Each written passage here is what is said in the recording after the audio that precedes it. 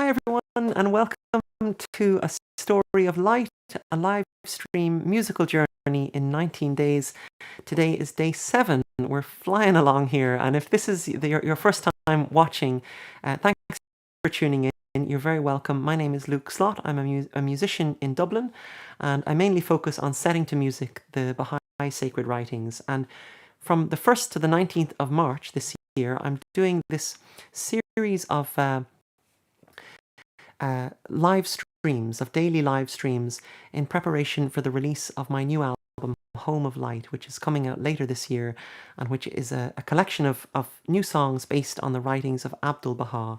And if you're not familiar with Abdul Baha, he was the son of Baha'u'llah, Baha'i faith, and he's deeply cherished as a role model to Baha'is and friends. 2021 marks the centenary of the new album this year in his honor. So feel free to check out the previous episodes if you want to catch. All the live streams are being posted to YouTube, so you can watch them in your own time, and they're all linked in the description below this video. Today is the 7th day of the annual Baha'i fast, a very special, and this is episode 7 of A Story of Light. So yesterday we looked at Baha'u'llah's first year of exile in Baghdad, and how these two kind of opposing forces had come into play. On the one hand, he was making these to revivify. He had set out to revivify his fellow Baha'is and get them back on track with what the Bab had taught them. But at the same time, there was this distracting itself who had become with Allah was only from the people of Baghdad in general. And Mirza Yahya had launched a campaign to destroy his brother's reputation. And circumstances were becoming more and more fraught, and tensions were getting higher and higher. And one day, Baha'u'llah had simply vanished without a trace. And at this time, Abdul Baha was about 10 years old, and as heartbroken as he was to wake up that morning and find that his father was gone, he trusted his father so much that he knew that there must be some kind of wisdom in Baha'u'llah's disappearance, and he trusted that when the time was right, his father would come home. But the days passed, and the weeks turned into months, with no sign of Baha'u'llah coming home. And for 2 whole years, nothing was known of Baha'u'llah's whereabouts, until one day, Abdul Baha overheard some people in the street talking about a mysterious sage who was living in the mountains far to the north in the region of Kurdistan, and who was magnetizing that region in an atmosphere of love and wisdom. And when Abdul Baha heard this, he knew that that mysterious sage was his father. And the wisdom in Baha'u'llah's disappearance is actually explained in his own writings. And so Baha'u'llah had left Baghdad so that his brother could no longer use him as a tool to destroy the Babi community. He decided that what was necessary was for him to simply step away and let the envy that was so consuming his brother just die down like the fading embers of a fire with no more fuel to burn. And so, Antimo, could you put the first slide up, please? So Baha'u'llah himself wrote this: "The one object of our retirement was to avoid becoming a subject of discord among the faithful, a source of disturbance unto our companions, the means of injury to any soul, or the cause of sorrow to any heart. We betook ourselves to the wilderness, and there, separated and alone, led for 2 years a life of complete solitude.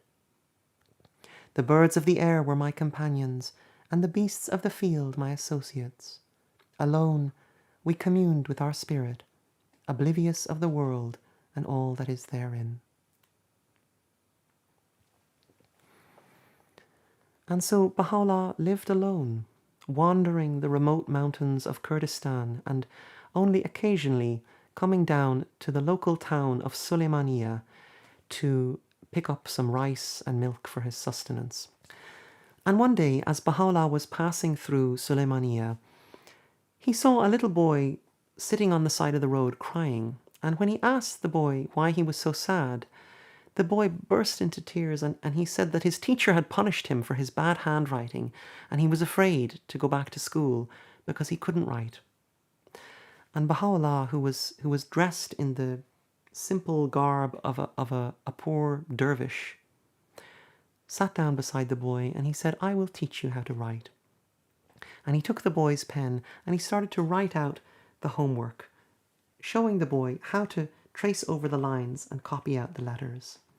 And the boy's eyes lit up and he jumped to his feet full of confidence now, and he thanked Baha'u'llah and he ran back to his school and delivered his homework to his teacher. But what the teacher saw when he looked at that homework was the most exquisite calligraphy that he had ever seen. And when he asked the boy who wrote this, the little boy said to him, "The wandering dervish in the mountains." And the teacher replied, "He is no dervish, the writer of this, but a royal personage." And so within a few days, the whole town of Suleymaniya was charged with curiosity about this wandering mountain dervish who possessed the penmanship of a prince. And the people of the town set out to the mountains determined to find him. And when they found him, they were astonished.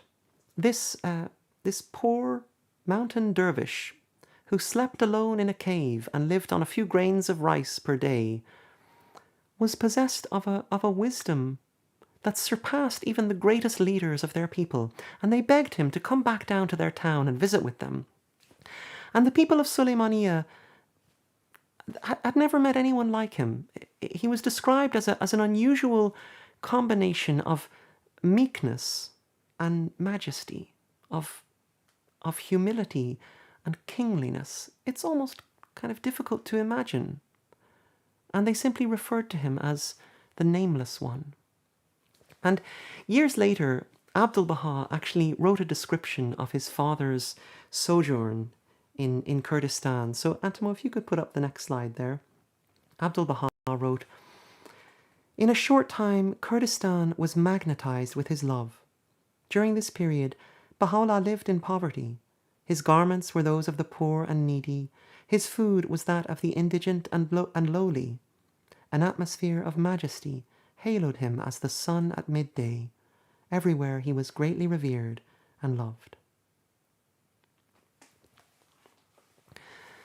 And so when the news of this nameless mountain sage finally reached the ears of a now 12-year-old Abdul Baha, he immediately arranged for a family friend to go to Suleymaniya and bring his father home. And the name has left a description of the people of Suleymaniya. So, Antimo, can you put up the next slide, please? He says, "I found all those who lived with him in that place, from their master down to the humblest neophyte, so enamored of and carried away by their love for Baha'u'llah, and so unprepared to contemplate the possibility of his departure, that I felt certain that were I to inform them of the purpose of my visit, they would not have hesitated to put an end to my life." So Sheikh Sultan summoned up the courage to state the purpose of his mission, and Baha'u'llah told the people that the time had come for him to go home.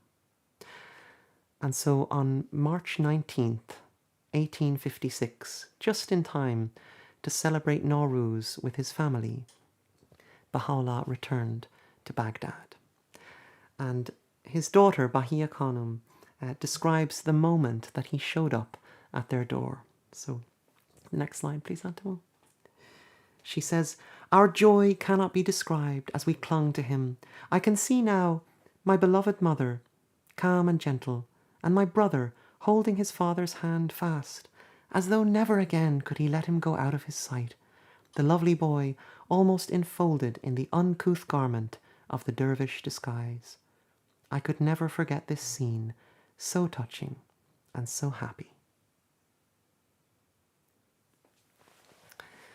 So for today's song, I'd like to sing for you a prayer written by Baha'u'llah on the subject of healing, because I think that this 2-year period of his retirement to the wilderness was essentially a period of healing. So if you're fasting today, I wish you a very good fast, and I hope you'll join me tomorrow for Day 8 of A Story of Light. This song is called Healing.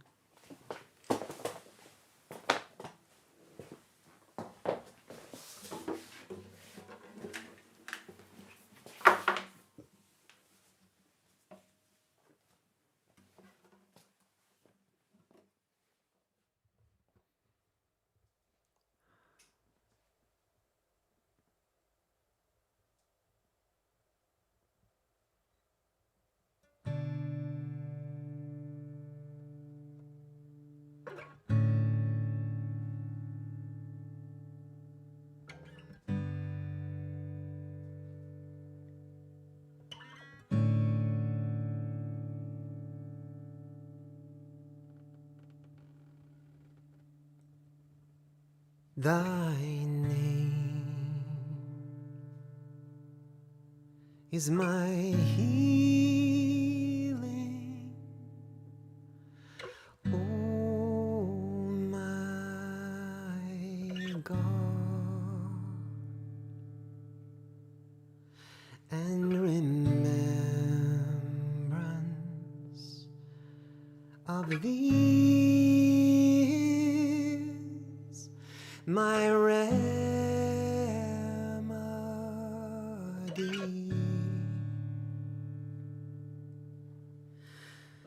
Nearness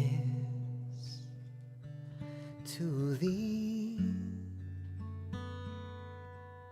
is my home,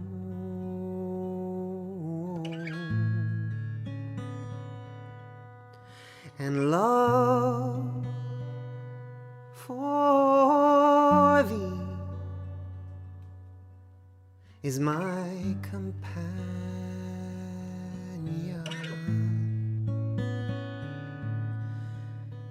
Thy mercy to me is my healing and my succor in both this world and the world to come.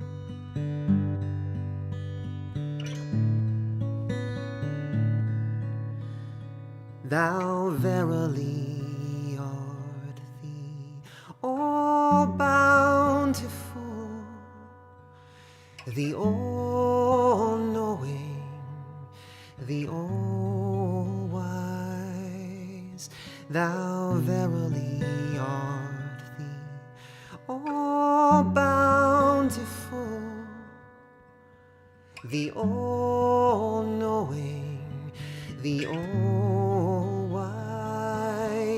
Thou verily art the all-bountiful, the all-knowing, the all-wise. Thou verily art the all-bountiful,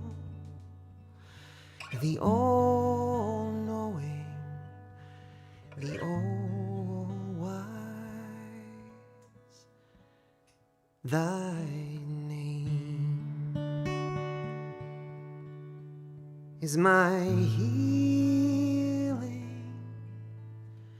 oh my